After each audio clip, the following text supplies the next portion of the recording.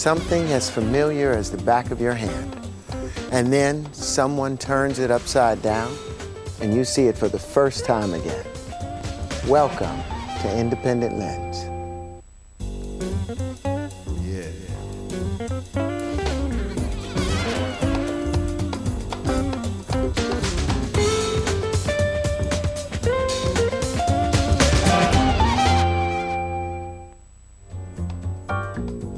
This program is made possible by the Corporation for Public Broadcasting and by contributions to your PBS station from viewers like you. Thank you. Welcome to Independent Lens. I'm Terrence Howard, your host. You see, all his life, Byron Hurt thought that he knew what was necessary to be a real man in America. He was a college football star, a ladies' man, and a guy who loved hip-hop music. Well, now Byron's an independent producer. He still loves the music, but he's got some serious questions for the industry and all of us who listen to hip-hop music. Black Death, whether it's through film, whether it's just through news, is the bottom line. In the black, no pun intended, moneymaker. Black Death has been pimped by corporations. You see, this is a one-of-a-kind experience, watching Byron get real with some of the biggest names in hip-hop. So there's violence, misogyny, and homophobia. Is that the way hip-hop's gotta really be?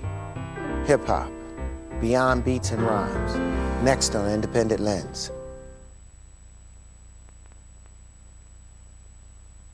One thing I really want to say, and I want to make this very clear to all my viewers out there. I love hip-hop. I grew up with Big Daddy Kane, you know, the Jungle Brothers, Tribe Called Quest, De La Soul, Kwame, whoever you want to talk about in hip-hop. I listen to their music, I party to their music, I listen to hip-hop to this day. I sometimes feel bad for criticizing hip-hop, but I guess what I'm trying to do is to get us men to just take a hard look at ourselves. We're like in this box. In order to be in that box, you have to be strong, you have to be tough, you have to have a lot of girls, you gotta have money, you gotta be a player or a pimp, you know, you gotta be in control, you have to dominate other men, other people. You know, if you're not any of those things, then, you know, people call you soft or weak or a pussy or a chump or a faggot, and nobody wants to be any of those things. So everybody stays inside the box.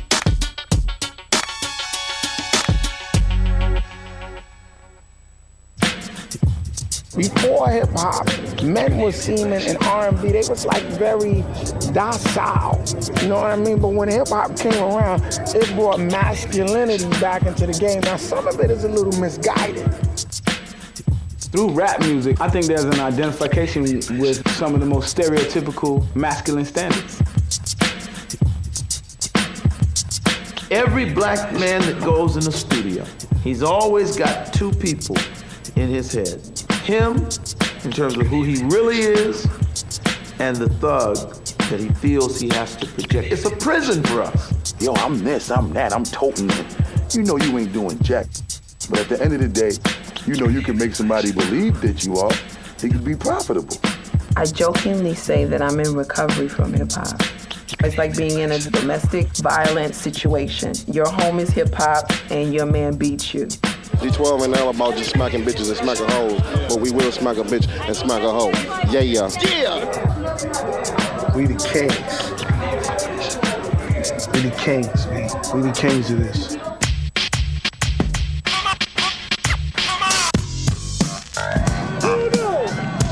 Byron Hurt to throw. He's under pressure. He's going to run. He's going to throw.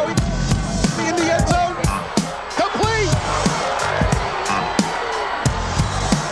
One of the best things I've ever been able to do in my life was to throw a football.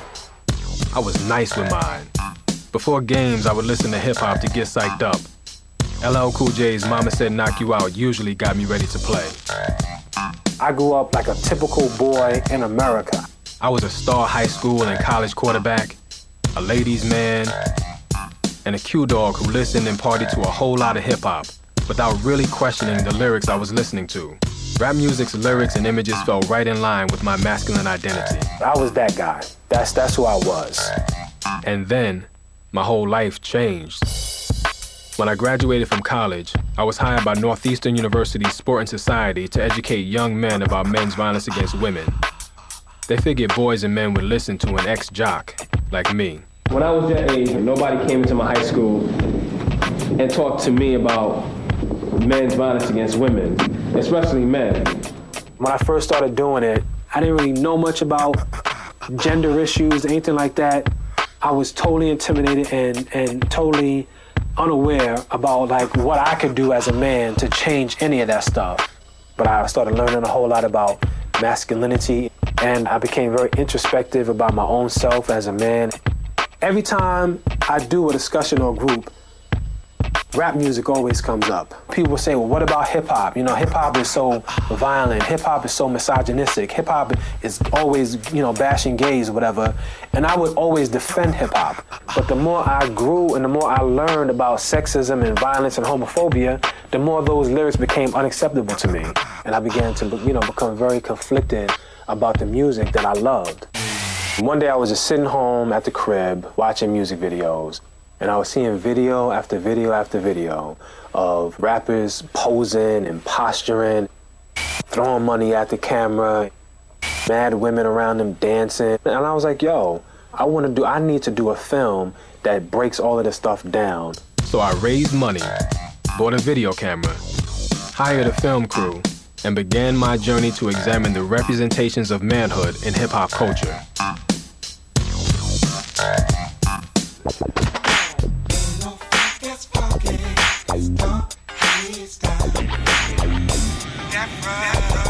My first stop was Daytona Beach, Florida, at BET's annual Spring Bling Weekend. Young hip-hop fans from all over the country were here to hang out and watch their favorite rap artists perform. I had a different agenda. I was here looking for young men and women to talk to about the way manhood is displayed in hip-hop culture. Yo, I felt like I was in the middle of a real live music video. On my first day here, I ran into these aspiring rap artists.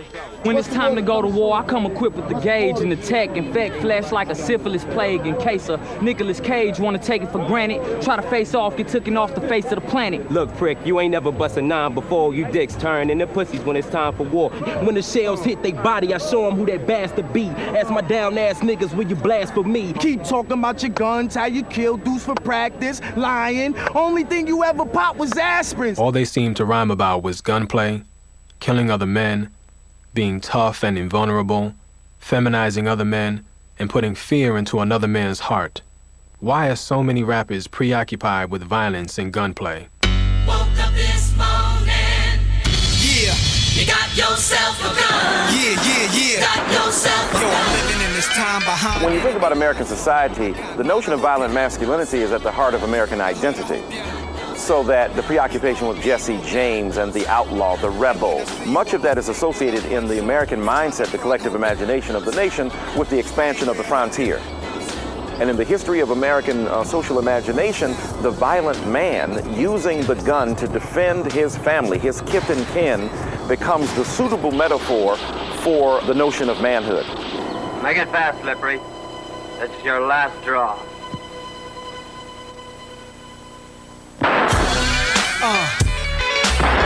I got mine, I hope ya.